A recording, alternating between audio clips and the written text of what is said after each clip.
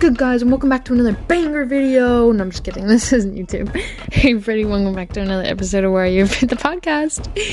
I thought this music was hilarious. Anyway, we're gonna be juggling into a bunch of different topics, from tips and tricks on how to witness to origins of how I started out as a Christian, and a bunch of really fun stuff. So stay tuned and keep listening. Let's dive right in. You guys, we are up with video, hopefully, because editing me will know if this goes successfully or not. But we are up on Instagram and Spotify officially. So I had a bit of this epiphany not too long ago, and I started getting into this awkward little rut where I felt like I wasn't credible enough or like justified to speak about the word, which is not right at all. So for starters, I was not born into Christianity. I did not become a Christian until I was about 6, maybe even younger, and I didn't know anything. I mean, like, I wasn't originally born up and, like, you know, thrown into church and stuff, and, you know, it's not always the easiest thing. And so I had this, like, recollection, and I was thinking,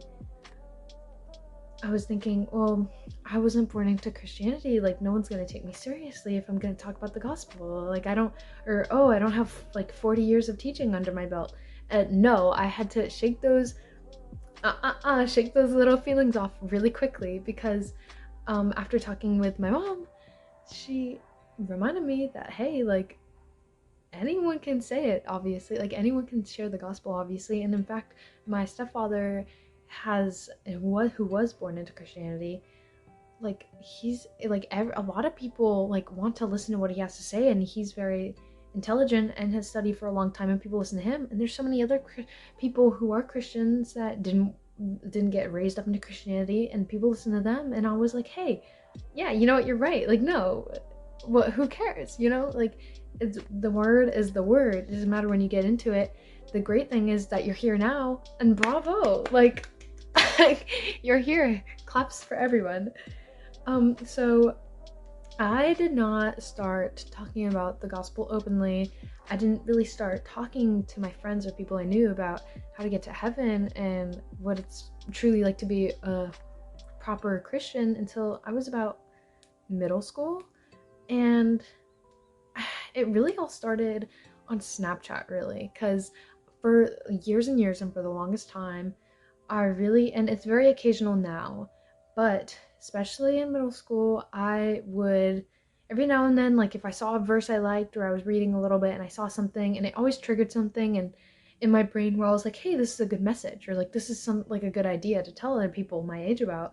Or like, a lot of the time it would match with experiences I was having in my regular life or in my week, or like, if I like was going through something in my week, or I kind of learned a lesson this week about something, I would find a verse about it, and a lot of the time it kind of fell into place really well. I would find something that just was like really enlightening to the situation I was in, and so I would throw the verse there, expand on it, maybe give a bit of my personal experience on it, relate to it a little bit, and send it out there, post it on Snapchat story for people to see.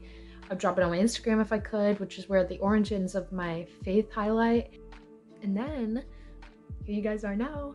I had this almost kind of spontaneous idea over last summer. I really wanted to make a podcast. I love doing media work. I love talking. I love writing. It's a huge passion. I love the vlogging, but it's like, if you ever paid attention to my vlogging account, or anyone who doesn't know, and if you do happen to run into it and look at the dates, it was very scarce content creation. And it's unfortunate because I really loved it, and it's so time consuming, and editing is so difficult, and it got so messy then juggling school life and family life and everything else, you know? And it was such a shame because I love it so much. Then it became a thing, or a light bulb, you could say, and I was like, hey, I want to continue this blogging. How about I make video content and do a specific podcast, all giving towards my faith and sharing with other people and letting other people know, and hopefully people my similar age can, you know, get some help or like recollection out of this, right? So I've always had a huge thing for influencing. I've always had a huge thing for communications, and I've always loved to help people and influence. And so this is exactly what it is, and here we are today. So just a little background, and diving into that, I just want to be very clear with my previous thought process that you, no matter where you are at in your life, you are never too late to place your trust in Christ. And once you do, you can never lose your salvation, and it is never too late or too soon to tell other people about how to get to heaven. And don't feel like you're not credible enough to talk about it. Like, you're never, don't do that. Going into that, if you're a new believer or a current believer, especially at my age and even older, I feel like it can be really intimidating to try and approach people and kind of talk about your faith, because you don't really know what people are going to say. You don't know how they're going to react. You don't know if they're going to, I don't know, toss a drink in your face. Like, it's scary, and I get it. It is a little intimidating. When you're talking to someone, or you try to ease into the idea or topic of faith, or you're trying to witness to someone or tell someone about what you believe in, you always want to make sure that the other person feels like they can escape. And not like maybe physically, but I mean, like, you don't want to like rush into someone who doesn't know anything about religion and be like, hey, you must believe blah blah blah blah and blah blah blah. Yeah, it's chaotic, it's scary, especially for someone at a young age who's like, whoa, who's this chick? She's crazy. Let me leave. Like, you always want to make sure the other person you're talking to is comfortable, feels open about it, and never want to overstep your boundaries. I always try to be really careful with what I say to not offend someone. I wouldn't say I beat around the bush, because the truth is the truth and my faith is my faith. I will never sugarcoat what the word says and what the gospel says. But however, I will try to be very careful with my wording when I'm talking to certain people, in terms of, like, you know, tone is everything. So if I'm talking to someone, if I'm gonna start talking very passively aggressively about, like, they must do this or how could they not do this, it's not gonna like make anyone want to listen to more of what you have to say, because you're giving them an attitude and cursing them out for what they're not doing yet. Like, you know what I mean? I feel like that's the biggest rule. The next 2-3 minutes of this podcast contains visual content, so if you are looking for more context, feel free to go to my Instagram at bell.vlogging. The timestamps will be up on the screen, but if not, continue watching the podcast and enjoy. This is a How to Get to Heaven track. In order to try and spread the gospel and to do what you do, you can just pop one of these little things anywhere. So a heaven track tells you how to get to heaven, and it explains, and there's always a little mini quiz inside, so you can kind of test yourself. There's these little index cards with website links on them. I personally sometimes like to use little youth ranch cards from my youth group, and I like to tip them out in little random spots, and so can you. So isn't that amazing? Sometimes you don't, if you happen to be one of those people that's a little bit more on the introverted side, or you're a little shy about it, you're just getting used to things, stuff them in your phone case, just put them out anywhere, just tuck them in little places, let people find them, boom. That was one of the biggest things that I think probably helped me easing into trying to, you know, spread little tokens of faith in places. I always, everywhere I go when I can, I try to tuck a little Bible track in. So I highly recommend, if you are new or you're feeling a little shy or awkward about it, getting out there and telling people about how to get to heaven and about Christianity, I highly recommend doing that. Images I leave up on the screen here are from probably about middle school age, like 12 to 14 range. This is where I really started out trying to talk about my faith, which would be here. These are just little screenshots or saved posts that I would just send out on Snapchat, repost Instagram, and that's how I really started out, and it was really helpful. And then slowly it developed into film, and now a podcast, which is crazy. And still, even now, it's a little daunting, but it always gets easier. And it's worth it for the purpose and the cause of letting people know where they go when they die. I think this is a really important topic, and I hope this little segment helped. With that being said, I want to talk about overcoming a crowd and accepting that not everyone's gonna like you, which can sometimes be a tough pill to swallow, but unfortunately it's true. Sometimes you just have to enjoy your own company, which kind of sucks coming from me, especially because me personally, I could not stand being alone. I mean, probably freshman year me, I probably would think one of my worst fears was being alone or sitting alone or eating lunch alone, literally anything. Like, the idea of being isolated just was so a little like scary to me. It was like, what would I do? I sit there, everyone's looking at me.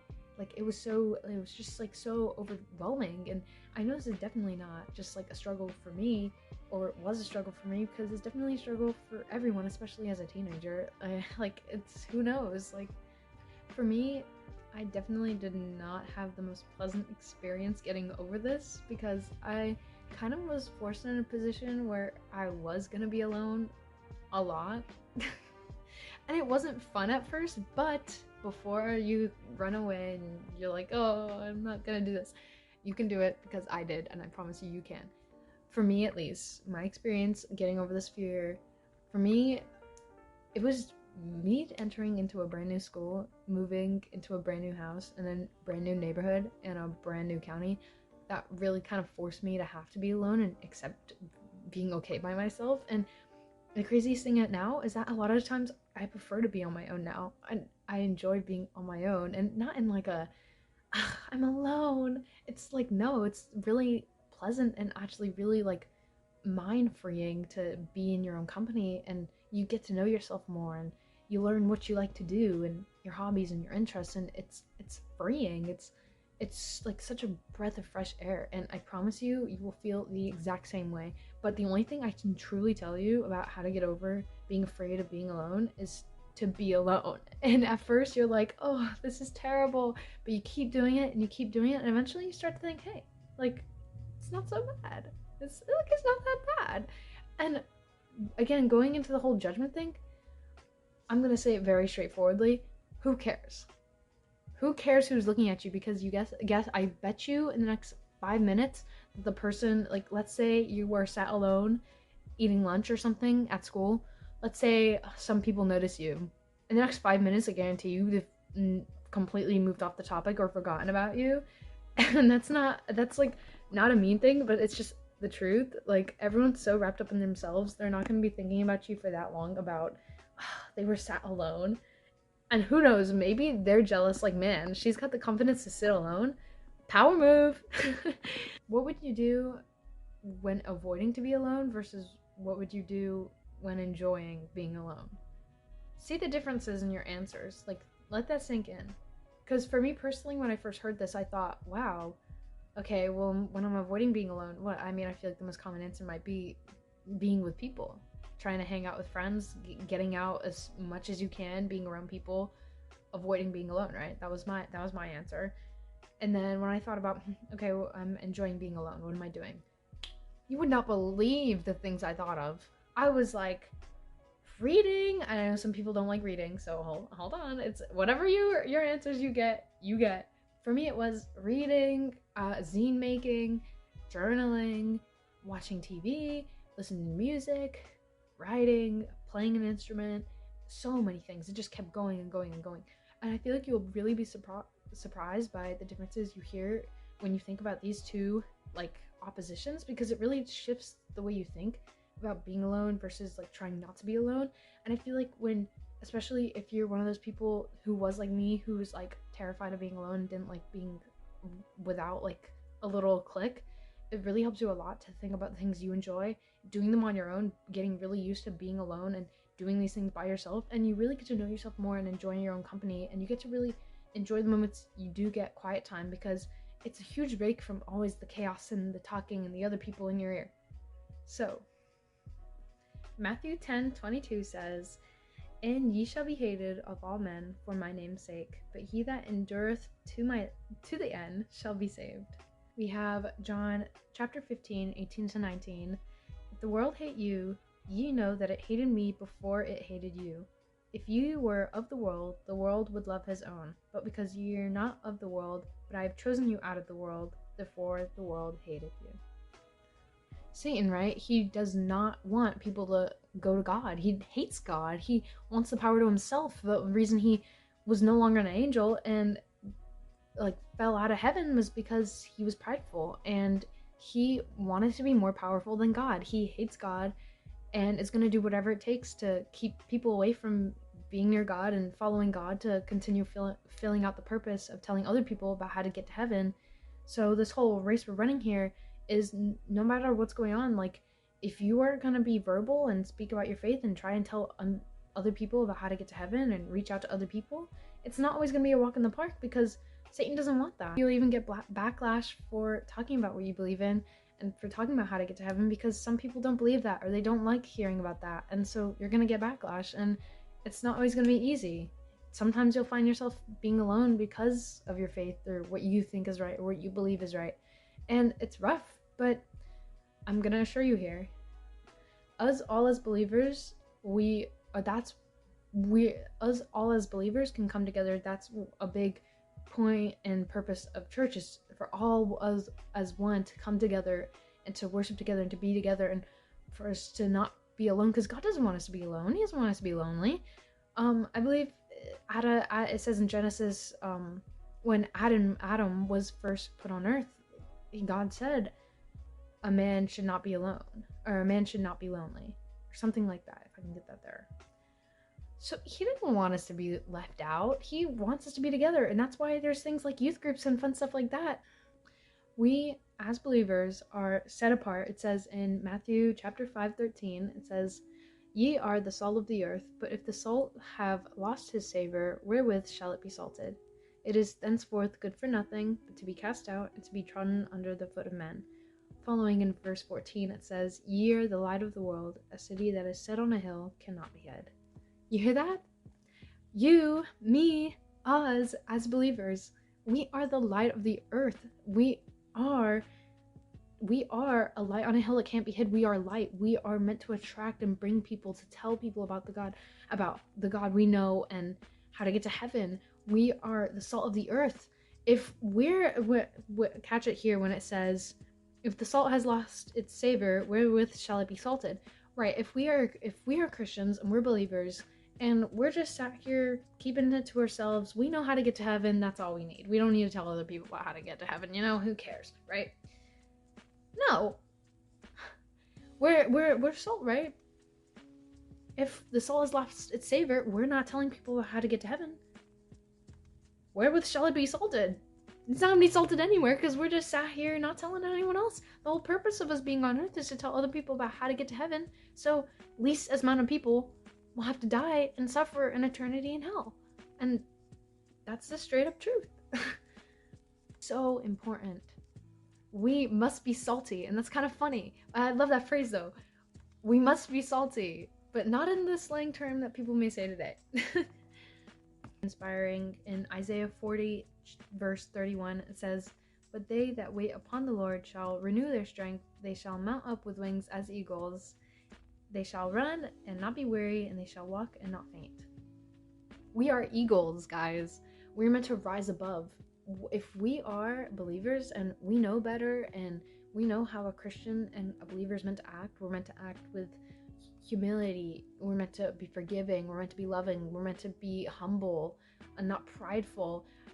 If we're meant to be up here, rising up as eagles, and we're down here with everyone else who's not aware of these things, and we're just walking with everyone else, and we're just doing sinful things on purpose, we know better, and we're just doing it anyway, what good is it gonna do?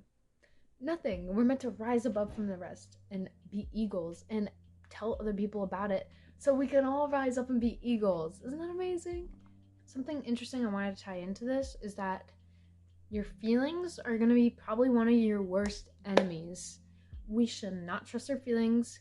We should listen to our brain and not our heart. And it kind of kills me a little bit. Just every time I hear those poetic little Pinterest aesthetic cutesy quotes that are like, follow your heart. Because no, don't follow your heart. No. You know what the Bible tells us about the heart? Proverbs 19, verse 21. Follow me here. There are many devices in a man's heart. Nevertheless, the counsel of the Lord that shall stand. That shall stand. Feelings are a no-no. Sometimes things that are the right thing or things you should do aren't always gonna be exciting or gonna feel fun or happy. And that doesn't mean we just don't do them. Sometimes I get up and I'm like, for example, this podcast is a great example. So I love God.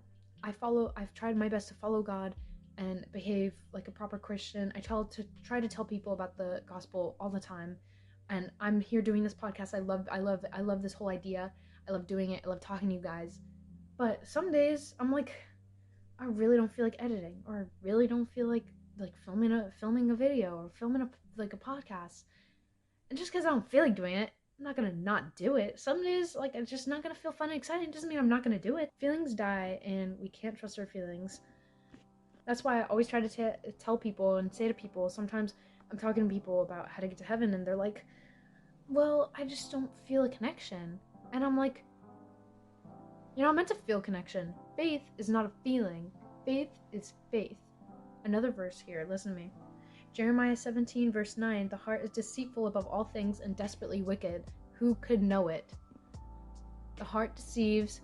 Satan wants to taunt with our feelings. He wants us to not feel a connection with God because he doesn't want us to have a connection with God. That's why faith is not a feeling. You know what is kind of an interesting comparison is divorce rates.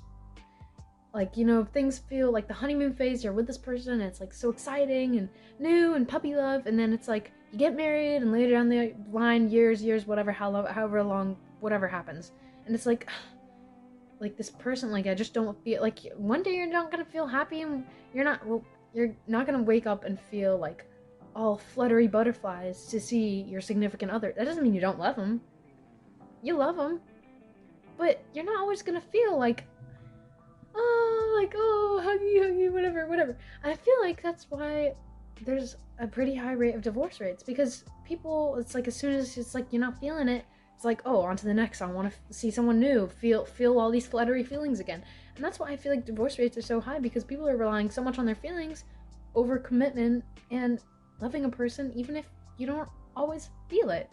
And that's okay. It doesn't mean you don't love the person. Finally, I want to talk about connection with God.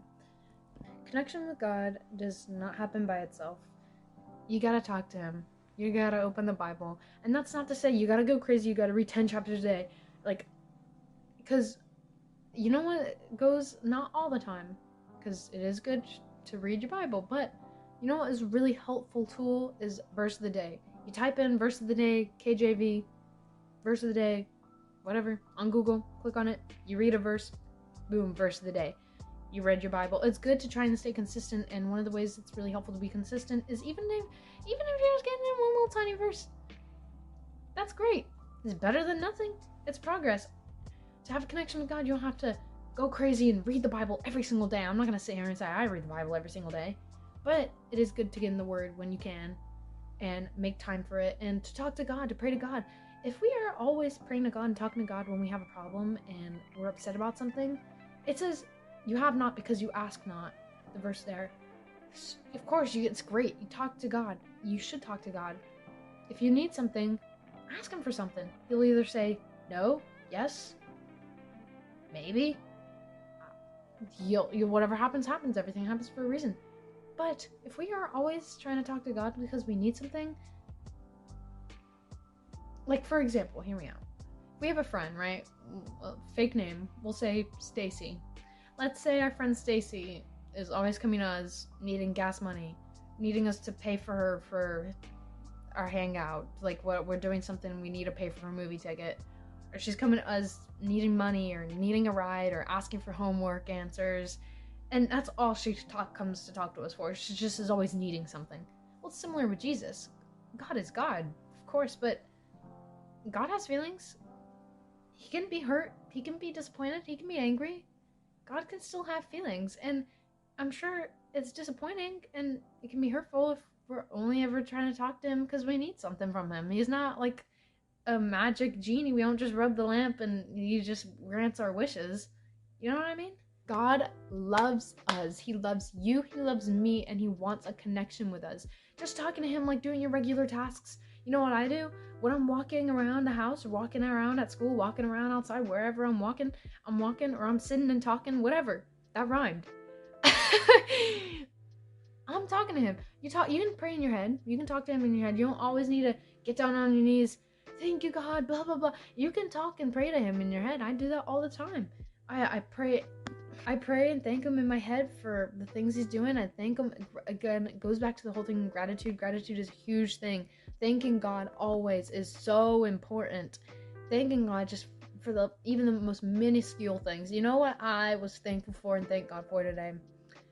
I made this sandwich and it took me 30 minutes to make because the bread I used was frozen. Don't ask. And so I was smacking the bread against the countertop. Anyway, later on, I'm cutting up strawberries with this knife. And pieces of the strawberry was stuck to this plastic plate I had, right?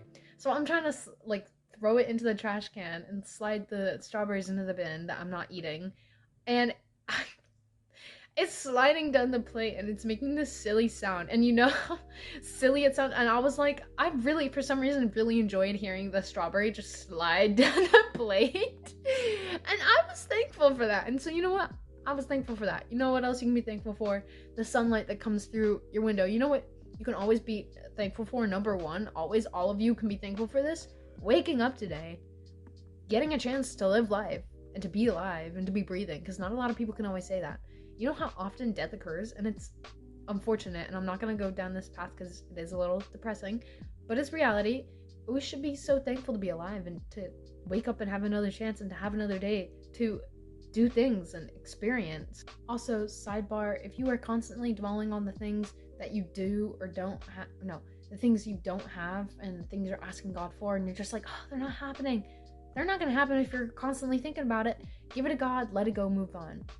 You talk to God about your circumstances. You tell him your hardships, tell him your struggles, your troubles. Get it all out. Talk to God. Ask for whatever you need from God. Ask for advice, wisdom, guidance. Tell him your struggles, tell him your pains, and let it go. Give it to God. Trust he's going to take care of it, and move forward.